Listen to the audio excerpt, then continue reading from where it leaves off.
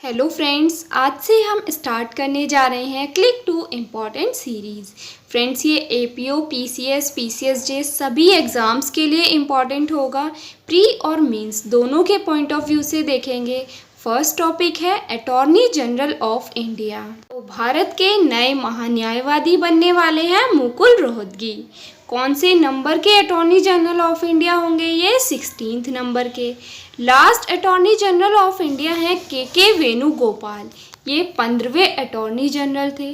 Friends, साथ में याद रखिए के वेणुगोपाल जी का अभी कार्यकाल समाप्त नहीं हुआ है, 30 सितंबर को होगा। नेक्स्ट अपॉइंटमेंट होगा मुकुल रोहतगी जी का। बात कर लेते हैं मुकुल रोहतगी जी की। जन्म हुआ था 17 अगस्त 1955 को। ये पहले भी अटॉर्नी जनरल ऑफ इंडिया रह चुके हैं के वेणुगोपाल जी से पहले, तो ये सेकंड टाइम सर्व करेंगे as a attorney general of India. Indian lawyer हैं एंड डेजिग्नेटेड सीनियर काउंसिल भी हैं। अब बात करेंगे वेणुगोपाल जी की। के वेणुगोपाल जी 15वें अटॉर्नी जनरल ऑफ इंडिया हैं और इनका टेन्योर फ्रेंड्स 3 महीने के लिए बढ़ाया गया है। इनका टेन्योर जो था वो 1 जुलाई 2017 से 30 जून 2022 था।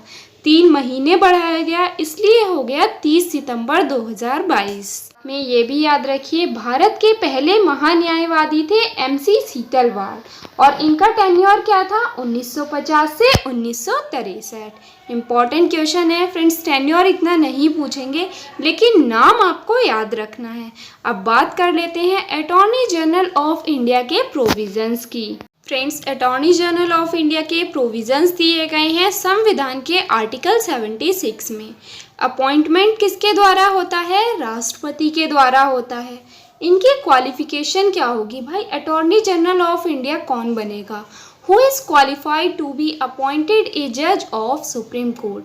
जो सुप्रीम कोर्ट के जज बनने के लिए क्वालिफाइड हो वही बन सकता है attorney general of India. Hold करते हैं office during the pleaser of president. Most important question है फ्रेंड्स, बहुत ज़्यादा पूछा जाता है और ये प्रोविज़न दिया गया है 76 के क्लॉज 4 में। और इन्हें वही पारिश्रमिक मिलता है जो प्रेसिडेंट के द्वारा डिटरमाइन किया जाता है, ये भी क्लॉज 4 में है। अब बात करेंगे भारत के महान्यायवादी के कर्तव्यों की। फ्रेंड्स, ड्यूटीज़ दी गई हैं क्लॉज 2 में। क्या क्या ड्यूटी होंगी अब ये देखेंगे। Attorney general of India advise करेंगे गवर्नमेंट ऑफ इंडिया को अपॉन सच लीगल मैटर्स। फ्रेंड्स, ये लीगल मैटर्स कौन से होंगे? जो प्रेसिडेंट के द्वारा असाइन किए जाएंगे। नेक्स्ट ड्यूटी है to perform such other duties of a legal character as may from time to time, और ये भी वही होंगी जो प्रेसिडेंट के द्वारा असाइन की जाएंगी।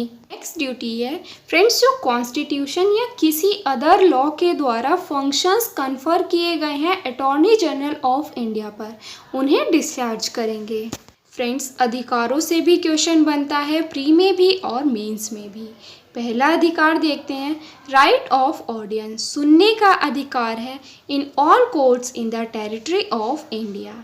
फ्रेंड्स, ये दिया गया है 76 के क्लॉज 3 में। नेक्स्ट अधिकार होगा राज्यसभा और लोकसभा की किसी भी प्रोसीडिंग में पार्ट लेने का, जॉइंट सिटिंग में पार्ट लेने का और पार्लियामेंट की किसी भी कमेटी में।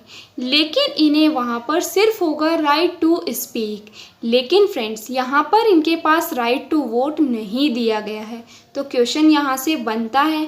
और अटॉर्नी जनरल ऑफ इंडिया का ये अधिकार दिया गया है आर्टिकल 88 में। इम्पॉर्टेंट क्वेश्चन है, बन सकता है। तो प्री और मेंस दोनों के पॉइंट ऑफ व्यू से देख लिया गया है। फिर मिलते हैं क्लिक टू इम्पॉर्टेंट सीरीज में इम्पॉर्टेंट टॉपिक के साथ में। Thank you guys, bye bye, share with all.